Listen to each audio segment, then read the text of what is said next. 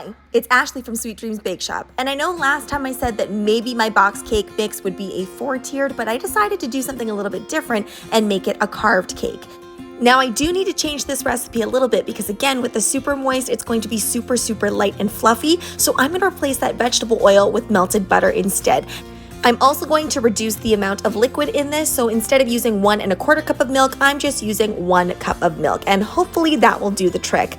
Now I know I get some comments on these types of videos asking me what's so special, why is this a trend to make things and transform cakes into other cakes? My thought behind it is that a lot of us think that we need to bake from scratch in order to make something spectacular, and I'm just trying to show you some easier ways to make something really nice at home that you can do way more easily, especially if you're not that into the baking portion but you really love to decorate.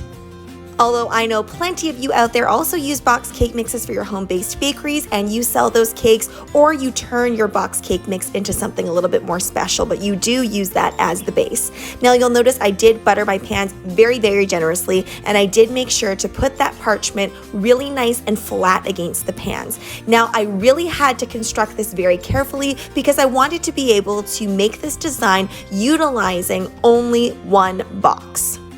Now, if you don't have all of these different types of half sphere pans like I do, you can just construct this out of the regular pans. You'll just need to do a little bit more carving. So I'm gonna put those in at 325 and they baked for approximately 30 minutes. I was also super happy with the fact that there's no wasted cake here whatsoever except for this tiny little piece, and that didn't really go to waste. Somebody in my family ate it. Now you can also slice this in half and fill it up with buttercream. I'm being a little bit more sparing with my buttercream, but it's totally up to you. I am using Italian meringue buttercream, but you can utilize whatever you want. Even the canned stuff will work just fine with this. Just make sure to give it a good whip. Now I'm using those bubble tea straws to create the base for the construction of this. Really important that you have some supports in here or else things will fall apart. I should also mention that whenever I'm making carved cakes that are a little bit more up and down and require that wooden dowel in the center, I do like to use cake boards that are a little bit thicker so I can stab that dowel right in there and it's not going to move. Later on in the video, I'm going to give you the pricing for this cake, but this is the reason that carved cakes are so much more expensive than just tiered cakes, because you really have to think quite hard about the construction of it and making sure that it is super stable, especially if you're transporting this. Now I'm going to start on the dinosaur head here that's just going to pop out, and my vision is the dinosaur head is just kind of popping out just a little bit, not really the body portion.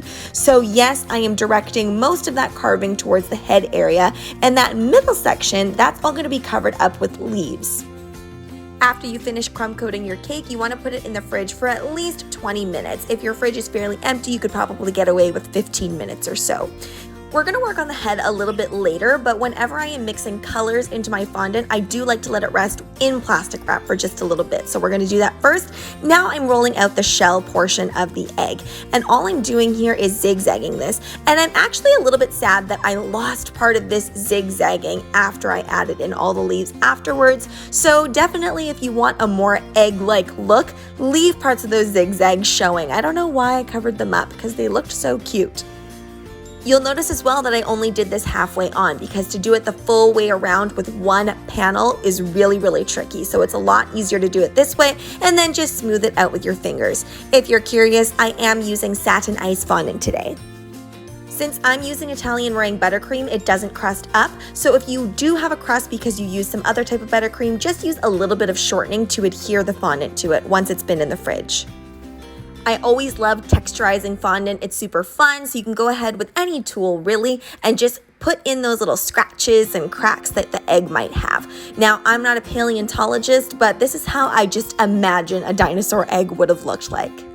I'm also splattering my egg with just a little bit of edible airbrush color. I often use edible airbrush color so that I don't have to mix things up. Now, just to add a little bit of shading without having to whip up my airbrush just yet, I'm using a really dry, hard bristle brush to kind of bring in those shades. And if you don't own an airbrush, this is a great way to add a little bit of depth as well. I should make note that I'm not actually adding in any more color with this brush. I'm just using the existing splatters and I'm drawing out that color. Now it's time to start on that dinosaur head, and I'm being really haphazard with the way that I'm putting this fondant on. I'm really not too picky about the bottom edge here because it's going to get all covered up anyway.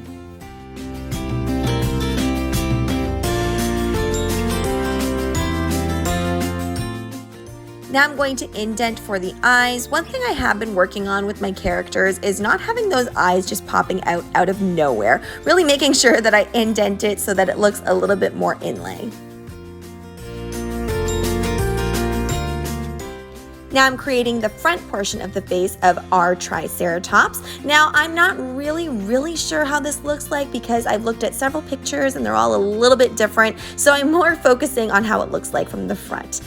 We're also going to make this portion that is on the top of their head, but in reality, I actually think this is at the back of their neck, and I believe this is called a frill. So we're going to make this, and all we're doing is we're taking our fondant, and notice how thick it is. It is a little bit thick, and the reason being is I want to be able to stick it on right away. I don't want there have to be any drying time, and I also don't want it to be flopping over.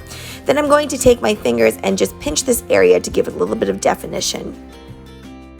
Whenever I am working with fondant on fondant, I generally like to steam it as I go so that I can adhere everything really easily, but if I'm not at that steaming stage yet, I just use a little bit of water to do so. Then I am going to take this cake tool and I'm just going to kind of create little indents here and there to make it look a little bit more natural. Now we're going to go in with our airbrush.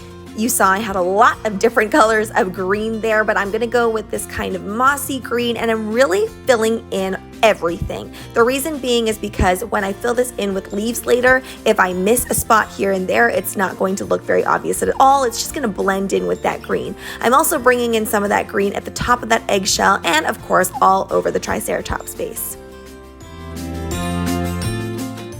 Now I'm giving it a good steam with my clothing steamer. You'll notice that there is a stick showing at the back of the head. If your cake is going to be viewed from all angles, you can go ahead and cover it up with a little bit of green fondant. Now I'm working on the little horns for my Triceratops, and basically it's just a little bit of white fondant in a triangular or cone type shape. And once again, I don't have to add any water at this point because it has been steamed. You'll notice the saturation of color is also a lot deeper too. That's what happens with the steaming, and it just makes everything super easy to adhere to it.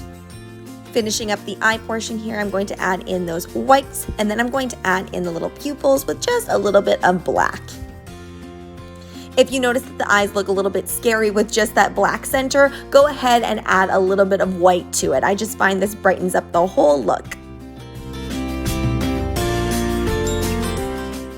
Now I want the arms to be peeking out just a little bit, and I'm using that same green fondant, gonna airbrush that, really simplistic, adding a little bit of yellow to that as well, and of course adding on all my leaves here. Now I wish I added just a few less in the front so we could see that cracked egg look, but I still think it looks cute. Now we're going to make our rose, and you really don't have to do this. I just thought it needed a little bit of color, so I'm adding in a few roses here and there, and you've seen me use this a lot of times if you've ever watched my channel. It's the easiest way to create a rose, super fast. Thin those out, cut it in half because we want them to be nice and small, roll it up like a little cinnamon roll, making sure that those petals come up higher and higher as you go, and of course steam in between so that you don't have to add any water or anything. I apologize for this blurriness. Sometimes my camera does not like to focus. I also added in a few of those pink tropical flowers as well. Now this is something that I really don't normally do, but I thought that this cake needed it, so I am going to cover the cake board. I'm just kind of using a marbled fondant that I made a long time ago for another project, but I thought it fit really well for this, and all I did to make this marbled fondant was mix a little bit of black with some white and some gray as well. And when you're covering your board, you can do it a few different ways. You can either use some shortening and cover your whole board with shortening and then do it that way, and you can do it before you put on any other elements. I want to save fondant, so all I did was I steamed my board and then I added on that portion. Now I'm giving everything a really good steam, and I'm going to add on a few eggs here and there. Again, just wanting to give the cake a little bit more pop of color.